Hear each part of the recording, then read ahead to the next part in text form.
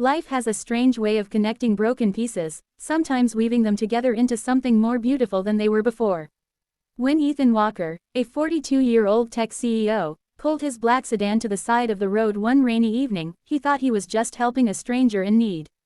What he didn't know was that this one act of kindness would unravel secrets from his past, stir up old wounds, and challenge everything he believed about forgiveness, family, and love.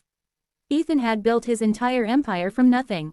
Years ago, with little more than a borrowed laptop and a relentless dream, he co-founded a startup that would later revolutionize cybersecurity. But as success came, so did betrayal.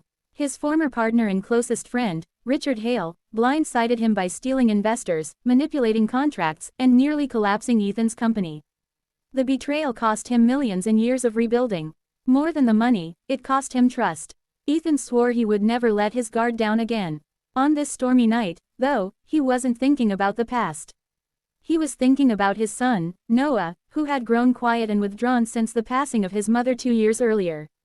Nothing seemed to bring light back into Noah's eyes anymore, and Ethan carried the guilt like a shadow.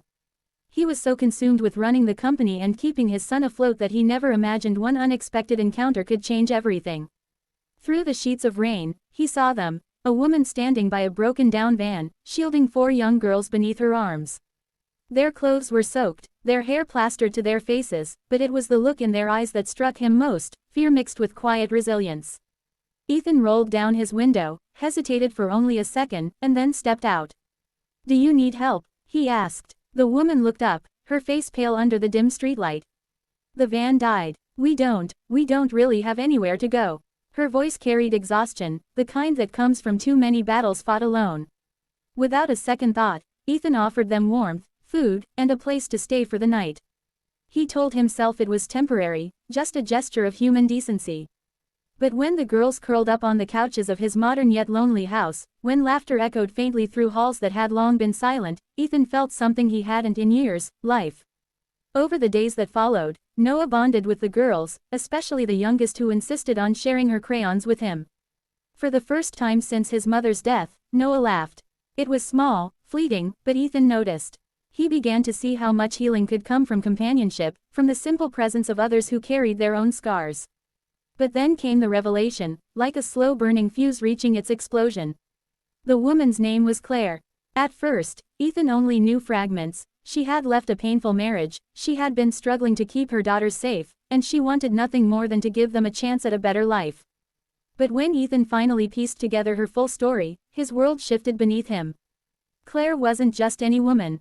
She was the ex-wife of Richard Hale, his former partner, his rival, the man who nearly destroyed his career.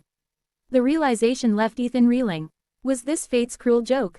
The woman who brought laughter back into his home was tied to the man who had once stolen everything from him. His first instinct was to push her away, to protect himself and his son from being pulled back into Richard's orbit. But when he looked at Claire's daughters, when he saw the way they held onto each other, he knew this was not about business. This was about humanity. Yet the world has a way of finding cracks in even the strongest walls. News spread quickly. A CEO sheltering the ex-wife of his rival. The media pounced, painting the story as scandal, as revenge, as a twisted narrative of power and manipulation. Reporters camped outside Ethan's house, demanding statements. Board members whispered about reputational risks. Investors called in panic. Ethan stood at a crossroads. If he distanced himself from Claire, the noise would quiet. His company, his legacy, his carefully rebuilt empire would remain untarnished. But if he chose to stand beside her, he risked not only his fortune but also becoming the target of Richard's wrath once more. It was Noah who gave him the answer without even meaning to. One night, Ethan overheard his son whispering to Claire's youngest daughter, "Before you came, I didn't smile anymore. But now, I think my mom would be happy if she saw me laugh with you." Ethan realized then that this wasn't about rivals or business or even public opinion. It was about second chances, the chance for his son to heal, for Claire and her daughters to find safety, and maybe even for himself to open his heart again. But choosing what's right rarely comes without consequences. Richard returned into the picture, furious that Ethan had not only taken in his ex-wife but had become the father figure his daughters now looked up to. He accused Ethan of using Claire to humiliate him. He threatened lawsuits, leveraged media connections, and did everything he could to paint Ethan as a manipulator. Ethan could have fought back with equal aggression. He had the resources, the influence, the connections. But instead, he chose a different path, the harder one. He remained silent, allowing his actions to speak louder than words. He shielded Claire and the girls from the chaos, offering them not just a roof over their heads but dignity and peace. Slowly, the narrative began to change. What the media first saw as scandal turned into something unexpected, a story of compassion. Reporters who had once camped outside his house began telling a different story, the story of a man who opened his home not for profit, not for power, but for kindness.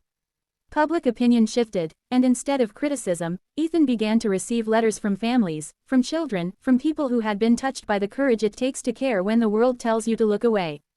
Through it all, Ethan discovered that forgiveness doesn't mean forgetting the pain someone caused. It means choosing not to let that pain dictate your future. Richard's betrayal had shaped years of Ethan's life, but now, Ethan refused to let it define his legacy.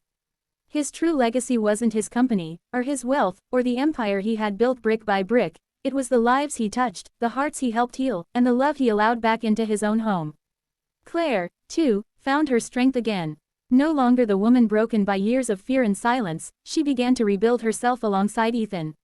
She found work, she enrolled her daughters in school, and she began to smile in ways that suggested freedom was no longer just a dream but a reality. As for Ethan and Claire, their bond grew not from romance at first but from shared resilience, from nights spent sitting at the kitchen table helping children with homework, from quiet moments where two wounded souls realized they were no longer alone. Love, when it finally arrived, was not fireworks or grand declarations. It was steady, patient, like rain soaking into dry earth. In the end, Ethan made peace with the past not by erasing it, but by proving that the future could be written differently. He didn't just save a woman and her children that night on the rainy road, he saved himself, his son, and perhaps even the belief that kindness still has the power to change lives. And maybe that's what makes this story more than just drama, more than just a clash between rivals. It's a reminder that the choices we make in the quiet moments, the choice to stop, to help, to love despite the risk, are the choices that shape who we truly are. So when the world asks what matters more, your pride, your wealth, your legacy, or the simple act of doing what's right, Ethan's answer will always remain the same: kindness, no matter the cost. Because sometimes, the family you choose out of compassion becomes the greatest victory of all.